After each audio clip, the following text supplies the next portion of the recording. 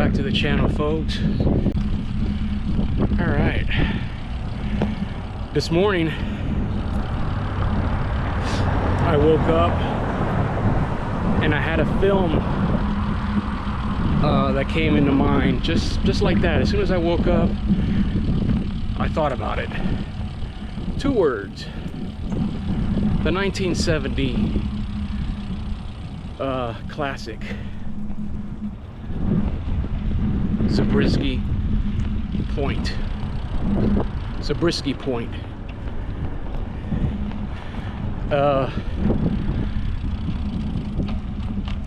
It's basically, it's an underground film. I mean, well, it went out in the mainstream. It came out in 1970, but I think it filmed like around 68, 69. I don't know if it took like 2 years to release or something like that. I think from briefly what I read a little bit about it was that I think they started filming in 1968 in the height of the Vietnam War. So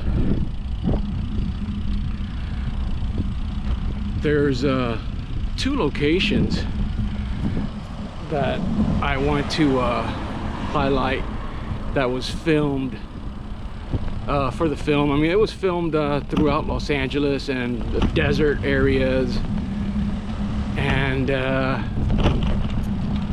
mean, unfortunately, I'm not going to go out there, but two of the locations were filmed right here in Hawthorne, which is where I'm heading to today. Going back to Hawthorne. There's my Beach Boys connection, and the Beach Boys do kind of tie into my story today, and also Pink Floyd.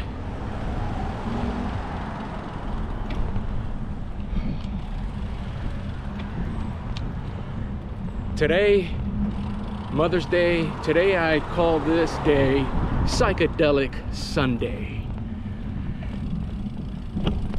Because basically this film is it's during the counterculture days.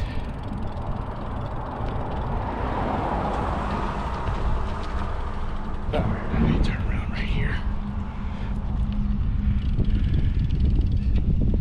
It's during the counterculture days, the height of the counterculture.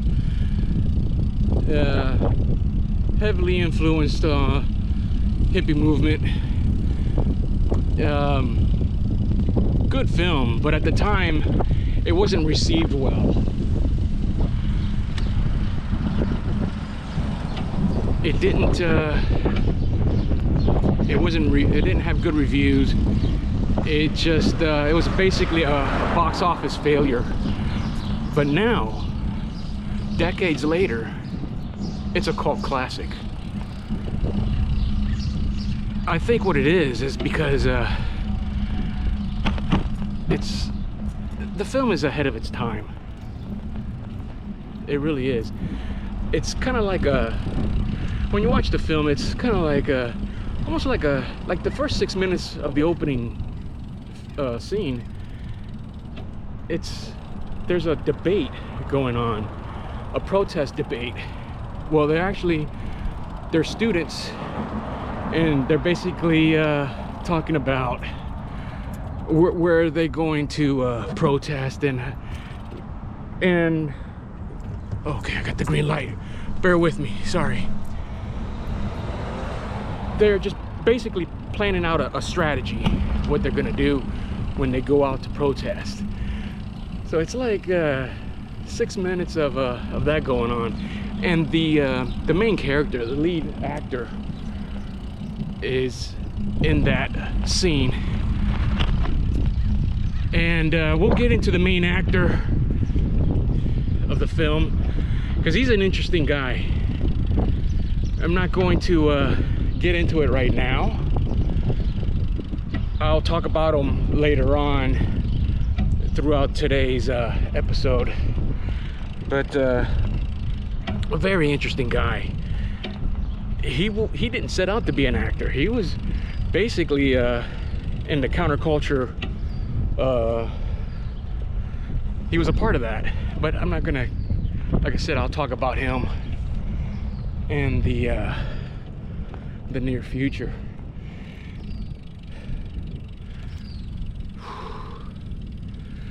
Zabriski's Point, 1970.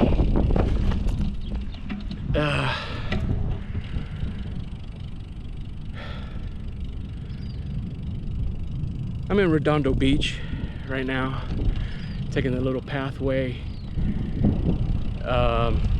This is basically one of my routes. Avoid a lot of the traffic. I talk about this route all the time, so it's nothing new. But I'd just like to give you a heads up where I'm at.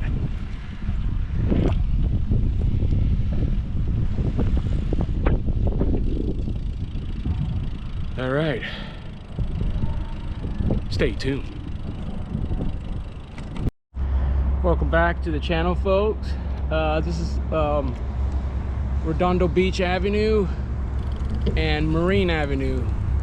I'm gonna turn right, and I'm basically just gonna go all the way down either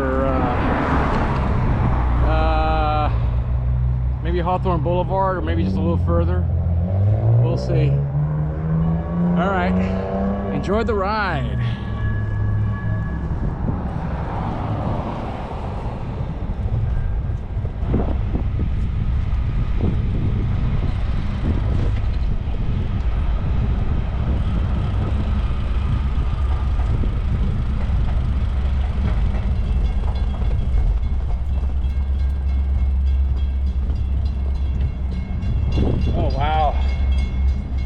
First time ever catching the train, the Metro.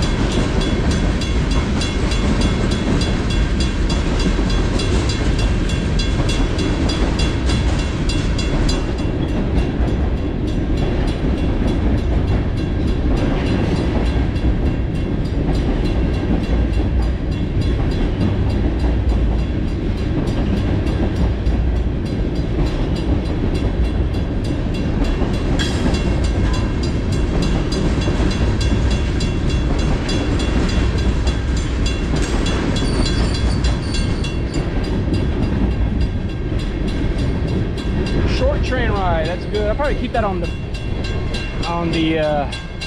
this footage.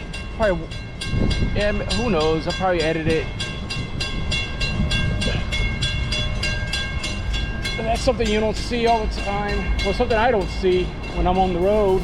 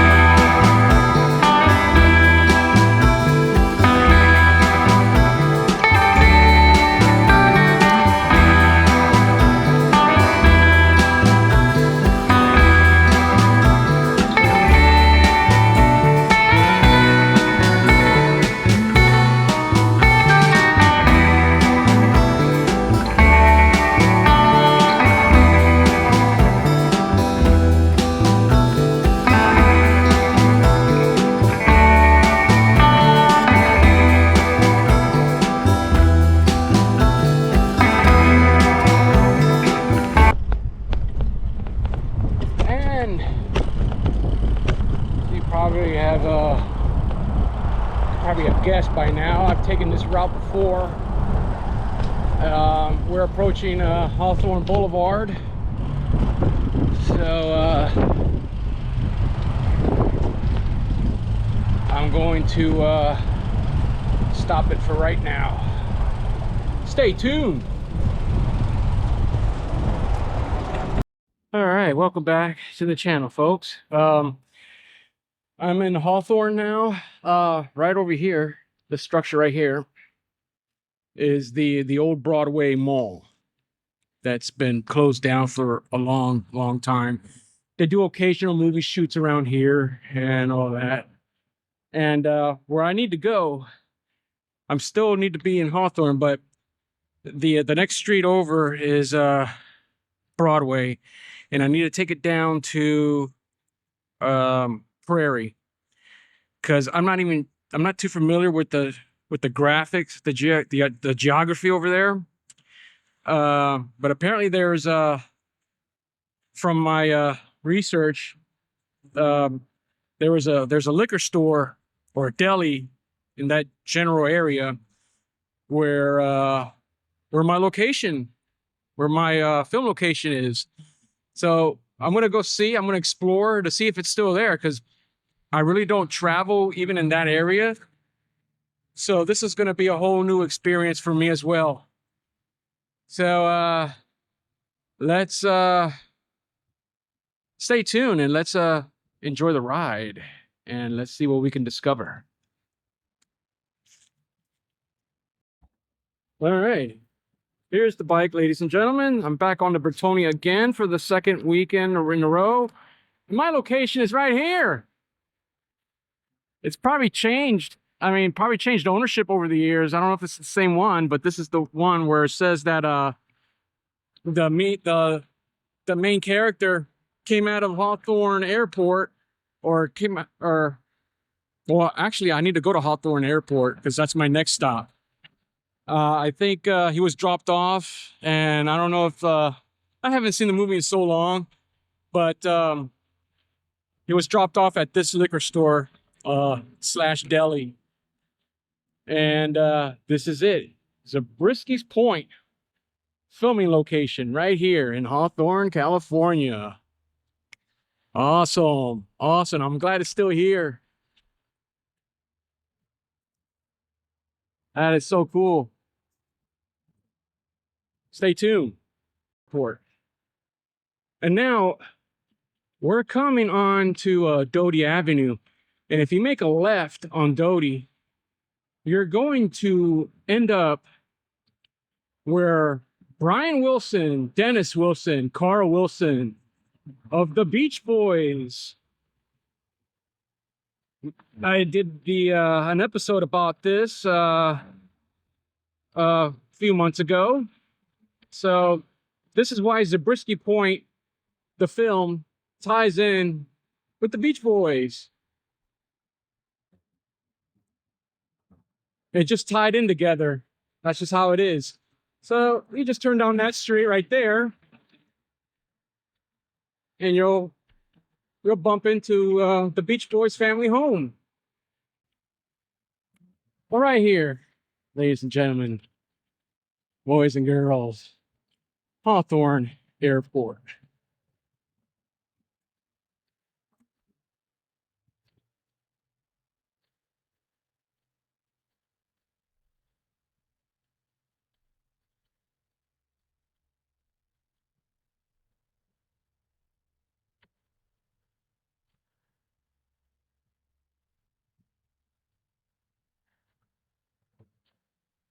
And there you have it. I still want to go to the front. I want to go to the entrance and see how it looks. But there you go. Got a little single engine airplane about to park, I guess. Nice. And welcome back, ladies and gentlemen. And right here, Hawthorne Airport, on the corner of 120th and Crenshaw. And you can see the fire. I hope things are okay over there. So anyways, we're about to see a plane take off. Awesome. Let's check this out. This is so cool. Hawthorne Airport, Zabriski's Point film location. Sweet.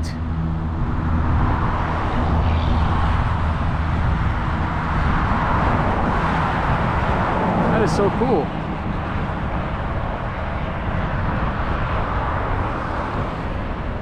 I imagine this airport has been here for decades. Definitely since the Beach Boy days. Even probably before that. It's pretty cool. Imagine the history of this place. So let's move right along. What you honking at? All right, so this is Crenshaw. We're just gonna keep going southbound on Crenshaw. All right, let's talk a little bit about the movie. Zabriski's Point. Zabriski. I keep adding that S. Check it out.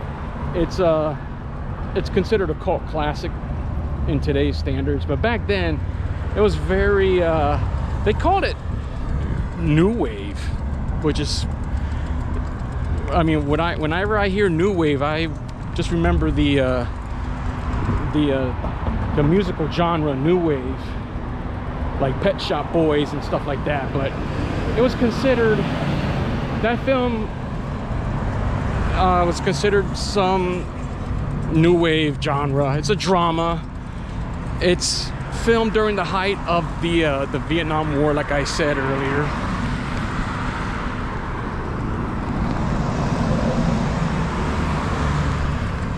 And what can I say about the film? Well, the director is Michelangelo Antonioni, and this film apparently was a flop, but it's not really a flop. I mean, it's beautifully made. It's almost like a documentary with the with all the protests and stuff like that. And me personally, I think the film is, oh wow, man, that fire is huge. Look at that. I'm sorry to be sidetracked, man, but that thing is huge. Wow.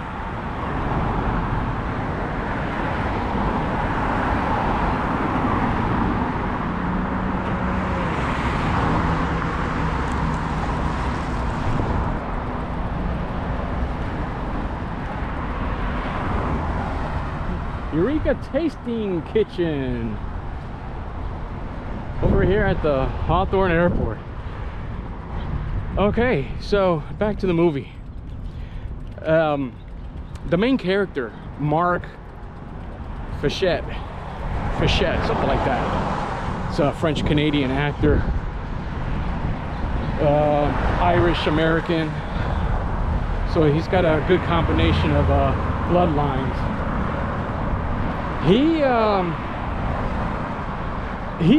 My opinion of him is he's like the James Dean of the counterculture. Unfortunately, he passed away at a young age, at the age of 27. And so how he got casted as the main character, and ironically enough, the main character's name is Mark. But so how he got casted was the casting director for the film saw him in an argument, a verbal argument that turned physical, apparently. And apparently, according to the casting director, Sally Dennison was the casting director, like I said. Apparently, that's how he got casted, because of that argument on the street. Now,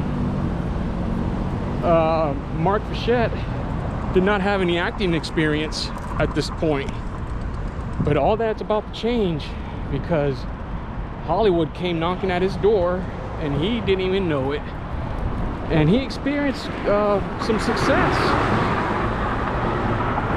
He's been on magazine covers, magazine interviews. He was on the Dick Cavett show, SpaceX.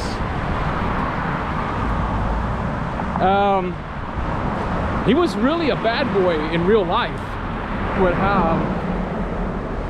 in 1973, he was involved in a bank robbery, him and a couple other people, and so he went to jail, and he died in jail. What happened was he was doing weights.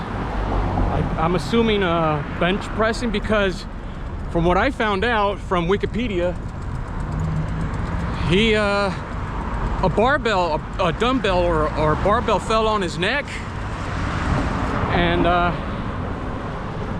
he died. He couldn't breathe. That's what it says. There's probably more to it. It could have been a prison fight and somebody jumped him. I mean, who knows? And that was in September of 1975. He was 27 years old. He made 2 films after Zabriski's Point. Zabriski, jeez. Zabriski Point. Zabriski. There's no S. Okay?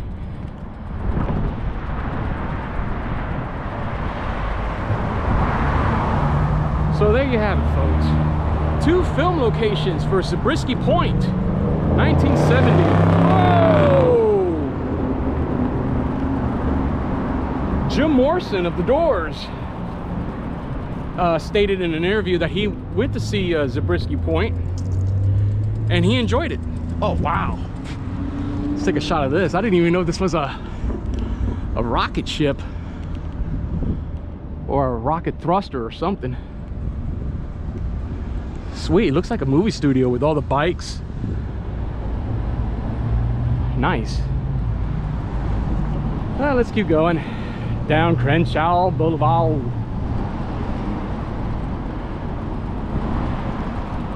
So I don't know why I thought of Zabriski Point. I haven't seen that movie.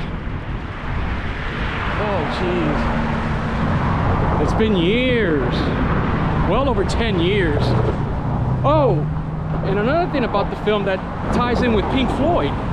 Pink Floyd did the soundtrack. So,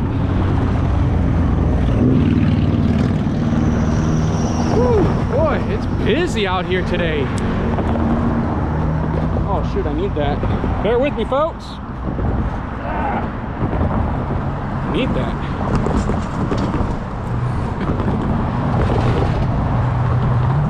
There's always something going on the road. Okay, so back to Pink Floyd doing the soundtrack for Zabriski Point.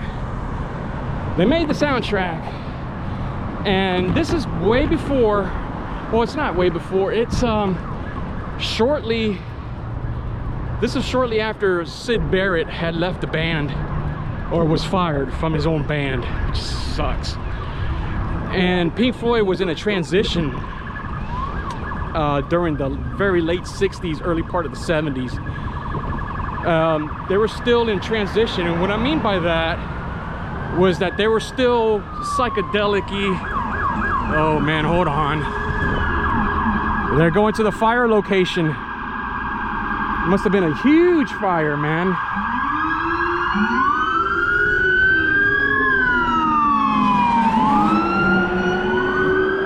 I hope they're okay, because that's a huge fire.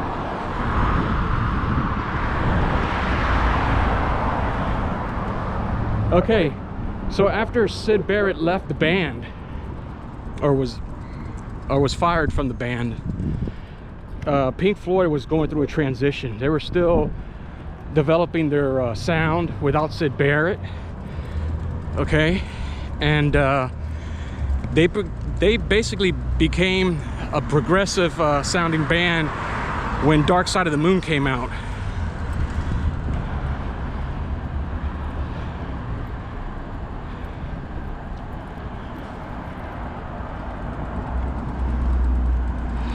That's sad. Sad. A young girl too. The streets really got to her, man. So when you hear the soundtrack in this film, oh jeez, Can't trust these people, man. They're desperate times. So when you hear the soundtrack, you could kind of hear Pink Floyd is kind of eliminating the psychedelic part of their musical journey. So, and the reason why I say that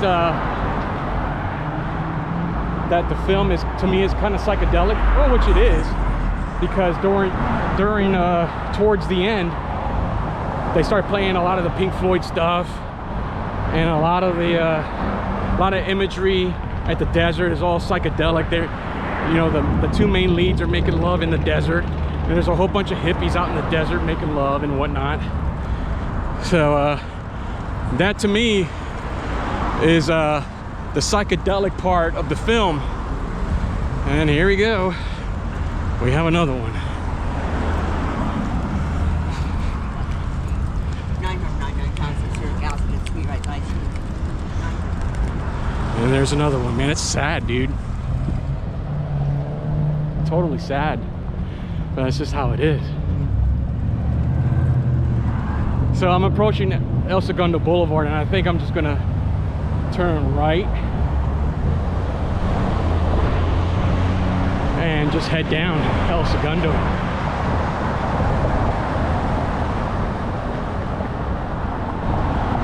So I'm gonna put the camera in another perspective and stay tuned.